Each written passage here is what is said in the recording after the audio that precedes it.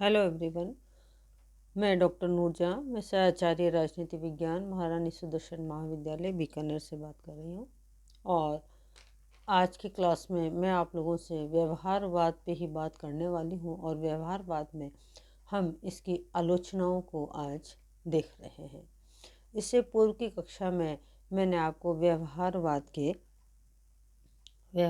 के जो मुख्य आयाम हैं, 8 आयाम मैंने आपको बताए थे। नियमितताएं,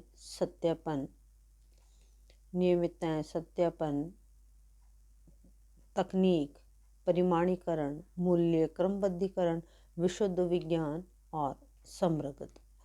इन बिंदुओं पे मैंने बात की और इन बिंदुओं पे बात करने से बात स्पष्ट हो गई थी कि व्यवहारवाद में राज्य वैज्ञानिकों ने अपने अध्ययनों को किस प्रकार से पूर्ण किया है। यानी इन 8 आयामों के माध्यम से अध्ययन किए जाते रहे हैं। अब इसी दौरान आज मैं जो बात करने वाली हूँ व्यवहारवाद की आलोचनाओं पर है, the critical analysis of behaviourism. अब इसमें हम उन बातों को लेंगे जो व्यवहारवाद में कमियां रह गई थी। ठीक है, इसमें आप स्क्रीन पर देख पा रहे होंगे 11 बिंदु मैंने लिखे हैं और ये 11 बिंदु व्यवहारवाद के आलोचना का विषय रहे हैं। मैं पहले बिंदु पर बात करती हूँ, वो है असाहित्यिक भाषा का प्रयोग। अगर हम किसी भी अध्ययन को पढ़ें तो उसकी भाषा अगर रोचक हो, सरल हो, तो बात को समझना बहुत आसान हो जाता है। वो साहित्यिक भाषा होती है ना। लेकिन व्यवहारवाद ने जिस भाषा का उपयोग किया है वो भाषा इलिटरेचर की है, यानी असाहित्यिक भाषा का उपयोग उन्होंने किया है। जिस शब्दावली का उन्होंने प्रयोग किया है वो बहुत रूखी है। ठीक, और उन्होंने उसे जो प्रस्तुत किया है उसे प्रस्तुत करने का तरीका बहुत अरोचक है, असुंदर है। प्रस्तुतिकरण का जो तरीका है वो अरोचक और असुंदर है। इसीलिए इस बेसिस पर हम आलोचना करते हैं व्यवहारवाद की कि इसे आम व्यक्ति को समझ पाना इस भाषा को मुश्किल काम है, इसलिए यह आलोचना का विषय है। इसी क्रम में मैं दूसरी बात आपसे करना चाहूँगी, वो ये है अत्यधिक शब्द आडंबर। यानी जिन शब्दों का प्रयोग उन्होंने किया है वो शब्द केवल उलझाने वाला फूहड़ जाल ही उन्होंने डेवलप किया है। इससे तात्पर्य है कि जो शब्द हैं उन शब्दों का अर्थ वही है जो पुराना रहा, लेकिन उसे बार बार नई शब्दावली के नाम पर बार बार उन शब्दों का प्रयोग किया। उससे ये हुआ कि केवल वो मात्र दलील देने वाले शब्द ही बनकर रह गए। इसके अलावा उन्होंने कुछ और नई चीज़ को इंटरप्रेट नहीं किया।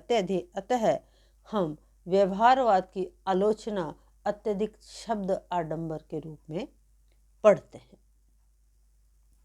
ठीक है, इसमें तीसरा बिंदु आप देख रहे होंगे, राजनीतिक विज्ञान विशुद्ध विज्ञान नहीं है। अर्थात व्यवहारवादी ये मानते हैं कि राजनीति विज्ञान विशुद्ध विज्ञान है। अब व्यवहारवादी राजनीति विज्ञान को विशुद्ध विज्ञान किस बिहाफ पे मानते हैं? तो उन्होंने कहा कि राजनीति विज्ञान में मनुष्य के राजनीतिक व्यवहार का अध्ययन किया जाता है और व्यवहार का अध्ययन किया जाता है जो कार्य से कारण का संबंध स्थापित करता है, जो क्रमबद्ध भी है और उसमें भविष्यवाणी करने की क्षमता भी है। अतः हम राजनीति विज्ञान को व्यक्ति के राजनीतिक व्यवहार के अध्ययन के रूप में विशुद्ध विज्ञान की श्रेणी में रख सकते हैं, ऐसा व्यवहारवादियों का मानना रहा। लेकिन आलोचक ये कहते हैं कि व्यक्ति का जो व्यवहार है, चाहे वो राजनीतिक व्यवहार हो चाहे वो सामाजिक व्यवहार हो, व्यक्ति का एक्चुअल में जो व्यवहार है वो क्षण प्रतिक्षण घटना विशेष पर, परिस्थितियों विशेष पर बदलता रहता है। अब जो चीज़ बार बार बदल रही है उसे हम विशुद्ध विज्ञान की श्रेणी में क्या रख सकते हैं, यह प्रश्न चिन्ह है। अतः इस बेसिस पर व्यवहारवाद की आलोचना की जाती है। ठीक, 5वां बिंदु हमारा है पद्धतियों के प्रयोग पर अत्यधिक बल। पद्धतियों के प्रयोग पर अत्यधिक बल से यहाँ तात्पर्य है कि व्यवहारवादी राजवैज्ञानिकों ने जो अध्ययन किए, उस अध्ययन में उन्होंने पद्धतियों को, यानी किस मेथडोलॉजी से काम किया जाएगा, अध्ययन किया जाएगा, इस पर अत्यधिक बल दिया है। और इस बल के परिणाम स्वरूप हुआ ये कि उन पद्धतियों का बल प्रयोग, उन पद्धतियों के प्रयोग में वो इतना व्यस्त हो गए कि वो ये भूल ही गए हैं कि वो ये भूल ही गए हैं, वो ये भूल कर बैठे हैं, या ये भूल कर ली है कि पद्धति का प्रयोग अध्ययन सामग्री को इकट्ठा करके उसमें से अशुद्ध सामग्री को निकाल कर उसकी समरी तैयार करके और उसके बाद पद्धति का प्रयोग किया जाता है। और उन्होंने क्या किया, फर्स्ट ऑफ ऑल पद्धति के प्रयोग पर ही ज़्यादा बल दे दिया। उससे हुआ ये कि जितनी भी व्यवहारिक समस्याएं थी, उन सारी व्यवहारिक समस्याओं का समाधान व्यवहारवाद नहीं कर पाया। और इसी का परिणाम ये था कि हम अगले ही टॉपिक में उत्तर व्यवहारवाद जो पढ़ेंगे, वो व्यवहारवाद की इस कमी का ही परिणाम था। ठीक, अगली बात आता है, अगला छठा पॉइंट आता है मूल्य मुक्त अध्ययन संभव नहीं। राजवैज्ञानिक ये कहते हैं कि जो अध्ययन करने वाला अध्येयता है, उसके निजी मूल्य अध्ययन में सम्मिलित नहीं किए जाएंगे, यानी मूल्य मुक्त अध्ययन होगा। ये भी संभव नहीं है। क्यों? क्योंकि हम इस बात से जानते हैं कि अध्ययन के लिए उन्हीं समस्याओं को चुना जाता है जो समाज के, राज्य के, राजनीतिक व्यवस्था के दृष्टिपटल पर बार बार उभर कर सामने आती हैं। तो समस्याएं तो जो उभर कर आ रही हैं वो बहुत सारी होती हैं, उसमें से हमें किसी एक समस्या का अध्ययन के लिए चयन करना होता है। तो हम क्या करते हैं, अपनी इच्छा के अनुसार उसका चयन करते हैं और फिर उसकी प्राकल्पना करते हैं। तो क्या हमने जो नियमित रूप से घटित होने वाली बहुत सारी समस्याओं में से एक समस्या का अध्ययन के लिए चयन किया, तो क्या हमारे मूल्य उससे अलग थे? अतः व्यवहारवाद की आलोचना इस आधार पर की जाती है कि ये मूल्य मुक्त अध्ययन की जो बात करता है वो संभव नहीं है। ठीक है, मैं अगली बात पर आती हूँ, लोकतांत्रिक व्यवस्थाओं के प्रतिकूल। यानी व्यवहारवादी जो प्रक्रिया है लोकतांत्रिक मूल्य के विपरीत है। जबकि लोकतांत्रिक व्यवस्था, विश्व के सबसे बड़े लोकतांत्रिक देश अमेरिका में इसका उदय हुआ। लोकतांत्रिक व्यवस्थाओं के ये प्रतिकूल कैसे है? लोकतांत्रिक व्यवस्थाएं जो हैं वो बुनियादी रूप से सामान्य जनता की विवेकशीलता में विश्वास करती हैं। यानी जनता विवेकानुसार जो कार्य करती है, कार्य प्रिस्क्राइब करती है, वो कार्य होंगे या वो कार्य करने होंगे। लेकिन व्यवहारवादी क्या करता है कि शोधकर्ता के विवेकशीलता में ही विश्वास करता है। यानी अध्ययन करने वाला जो है वो जो बात कह रहा है उसकी विवेकशीलता में ही विश्वास करता है। अतः ये लोकतांत्रिक व्यवस्था के प्रतिकूल है।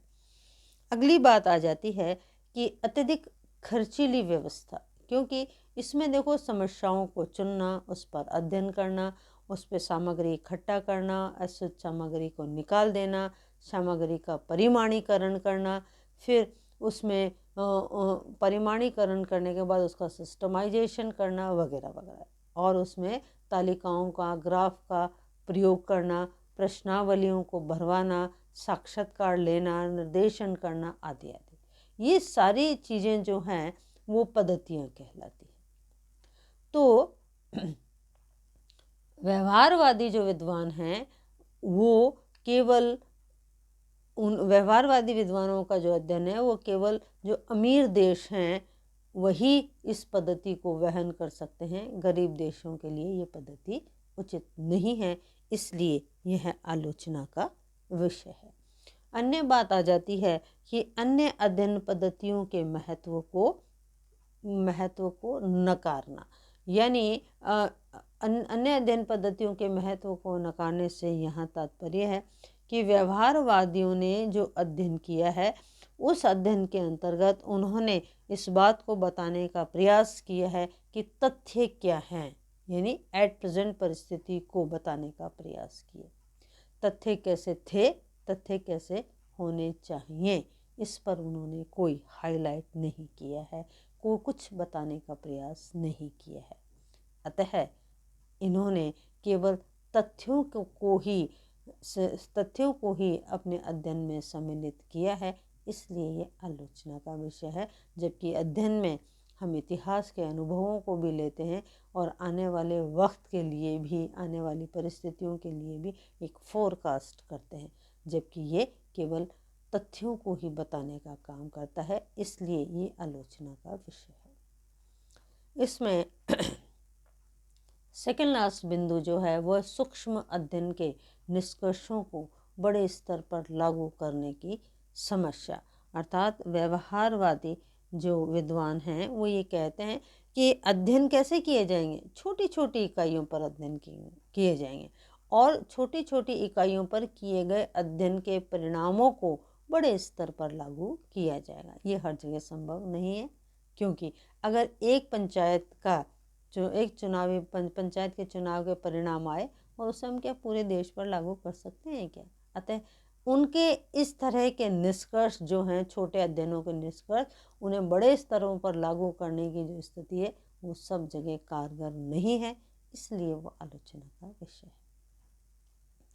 मैं अंतिम बात पर आ जाती हूँ, वो है कि संख्यात्मक पद्धति से मानव व्यवहार का मापन संभव नहीं।